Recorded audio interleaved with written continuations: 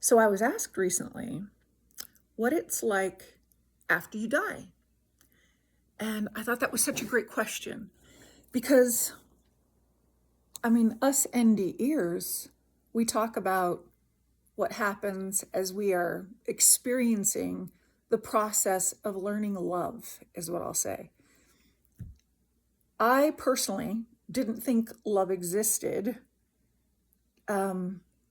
never thought it could exist the way in which I experienced during my NDE in 2007.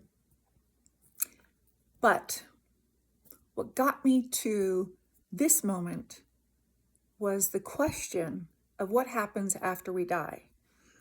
Now, what happens after we die, I've kind of already shared. I've shared various aspects of what happened to me and different interactions.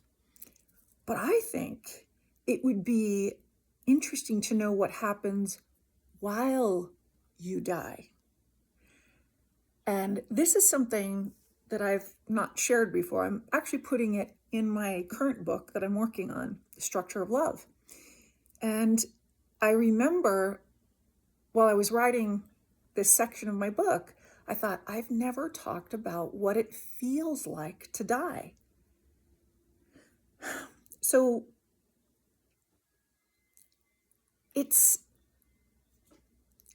I remember myself feeling as though I was completely powerless because I was somebody who worked out 3 days a week, at least, in the gym, and very consistent about taking care of myself. I ate healthy. I did all these things. I was a stay-at-home mom, so I had structure. My child was in school, did homework, a volunteer mom in class. This was my life, okay? So here I am in the hospital, still not having been diagnosed with kidney failure yet, but I knew I was dying. And I kept trying to tell my story to those who were my nurses and the doctor, the hospitalist that had been assigned to me. And for many different reasons, the nurses were ignoring me. But the one reason ultimately was that the hospitalist who had been assigned to me didn't believe me, what I was saying, because I was like 135 pounds, I had abs. He thought I was just a drug seeker. But the fact of the matter was, all I was doing was expressing as I was trying to be as descriptive as I could about what was happening in my body so that he could get the right person to come and help me. But he didn't do that. And instead, he accused me of being a drug seeker. And when I've shared that piece of information before, some people say, oh, you were on drugs for pain. Everybody has their own whatever response. That's fine. But beyond the doctor and beyond laying there trying to get my pain to be understood so that it could be helped by this man, I knew I was dying, and nobody was telling me specifics. And I remember feeling so incredibly scared because I was an atheist in this moment. And I remember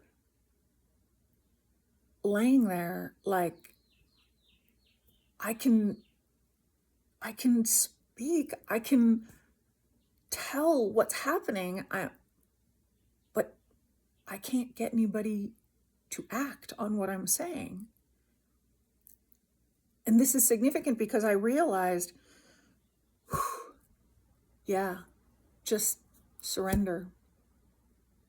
You can't walk. I became paralyzed from this experience, from the TTPHUS. And I couldn't walk. I couldn't do anything. except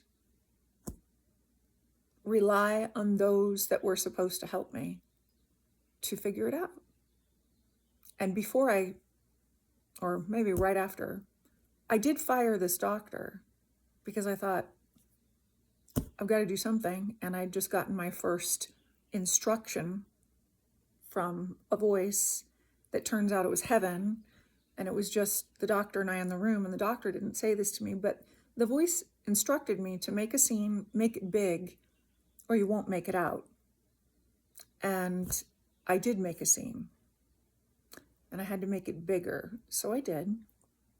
I fired the doctor.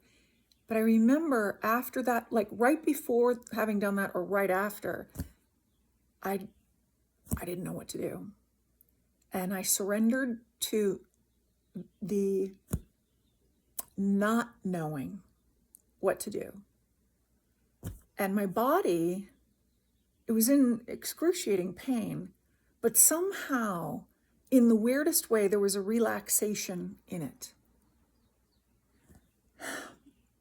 And then it was a moment of even overriding the fear that I was in.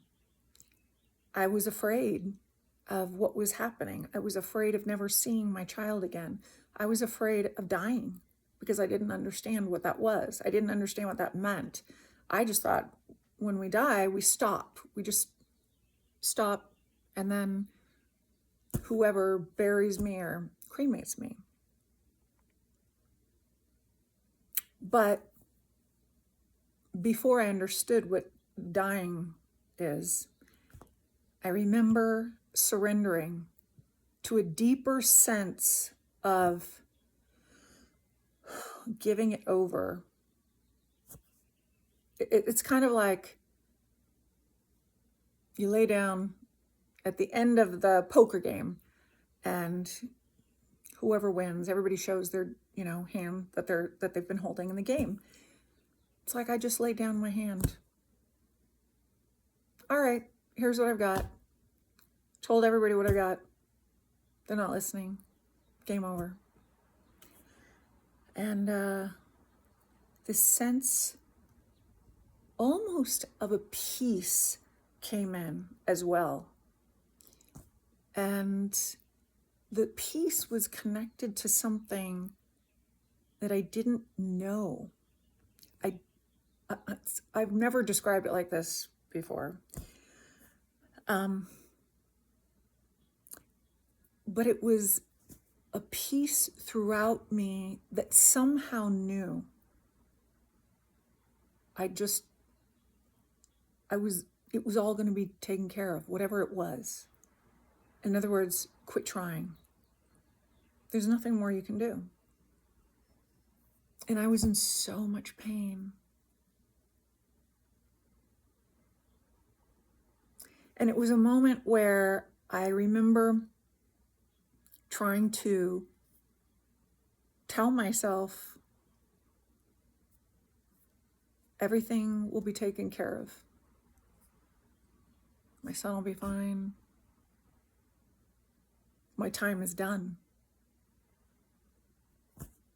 And just allowing, it was just this moment of recognizing I had to allow myself to fold in to what was happening, psychologically, emotionally, physically, all at the same time.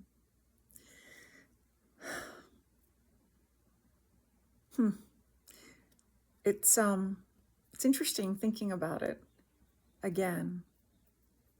And I think it's important to share this message because if you know someone who's going to be transitioning or is in the process or has already done so, maybe this will help you understand some of the things that they perhaps were thinking. Now, each one of us is different and we've all had different lives, and I get that. So we all had different structures going on before we got to that moment. But I can say for certain that every one of us who dies, who's in the process of dying, is coming to a new understanding of the deeper self that we'd never been presented with before. Now, with regard to dying, there's no such thing as death. And that's what I found out after I surrendered into, okay, I'm dying. I released expectation of my life in that moment and at that time being anything different than it could be in that moment. I had no expectations of the doctor. I had no expectations of the nurses. I had no expectations of anyone, because none of them could understand what it was that I was feeling. They couldn't comprehend the magnitude of pain that I was in. They weren't in my body. And it was just that somehow an inner knowing came about. The inner knowing that there's nothing more I can do. It's all going to be okay. That's what everybody going into death feels. That, well, there's nothing else I can do. But the dying part, it's interesting. A lot of people think that you die. I mean, I once did. I thought everything just, like I said, buried or cremated. But here's the deal. You can't die. Your soul is energy. And it's the energy of you. And who you are as a soul can never be destroyed, because you are already love's perfect energy. And as love's perfect energy,